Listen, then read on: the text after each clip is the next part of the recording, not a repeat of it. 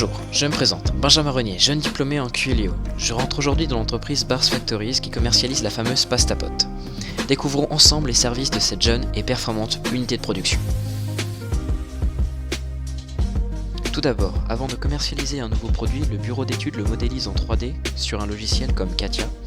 Et en parallèle, une étude de marché est effectuée pour obtenir des informations sur la concurrence et pour mieux définir le besoin.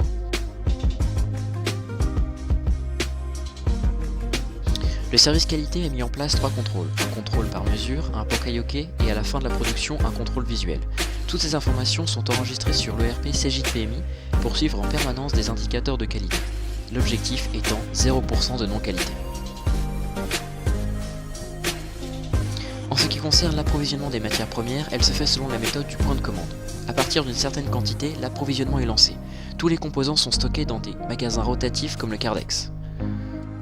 Pour suivre en permanence la production, un tableau de management visuel a été mis en place. Il permet aux opérateurs et aux techniciens d'avoir des informations sur la qualité, la performance, mais aussi la sécurité de l'atelier. Ce sont des indicateurs nécessaires pour un bon suivi de production. La production s'effectue au takt time. Le takt time est la durée idéale de production qu'il faut respecter pour produire exactement le nombre d'unités demandées par le client. Ici, le takt time est de 4 à 5 pasta pots par minute.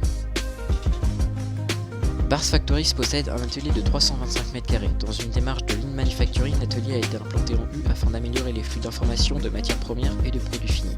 Tout ça dans un but de réduction des coûts. Dans l'atelier, nous retrouvons différentes machines nécessaires à la production de la pasta pot.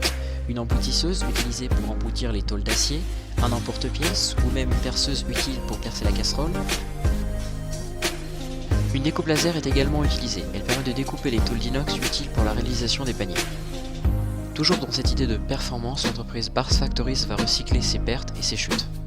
Dans l'atelier, une démarche Kanban a été mise en place. Pour faire simple, cela consiste à calculer une taille de lot de transfert interposte permettant d'optimiser les flux pour éviter les encours mais aussi faciliter la communication entre les postes.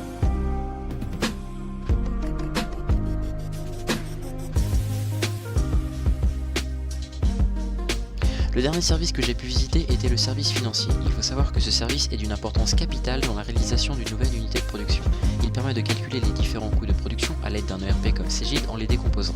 Ces coûts sont calculés grâce aux données techniques rentrées ultérieurement. Ainsi, cela permet de suivre économiquement le produit ainsi que sa rentabilité.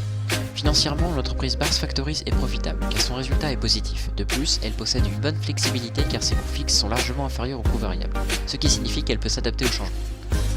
Maintenant, en ce qui concerne la pasta pot, son coût de revient de fabrication est de 21,55 €. Il comprend la partie matière et main d'œuvre.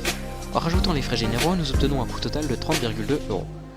Bars Factory a défini un prix magique TTC de 39,99 €, ce qui nous donne un prix hors taxe de 33,3 €. L'entreprise se fait donc une marge de 3,1 €. Après cette journée riche en explications, j'ai compris le rôle que j'aurais dans cette jeune et innovante unité de production. De plus, j'ai pu mieux cerner les enjeux et la complexité que cela pouvait être que de se lancer dans un projet comme celui-ci. Le travail est long et la collaboration de tous les services est important. Cela m'a motivé à donner le meilleur de moi-même et pourquoi pas un jour lancer mon propre projet.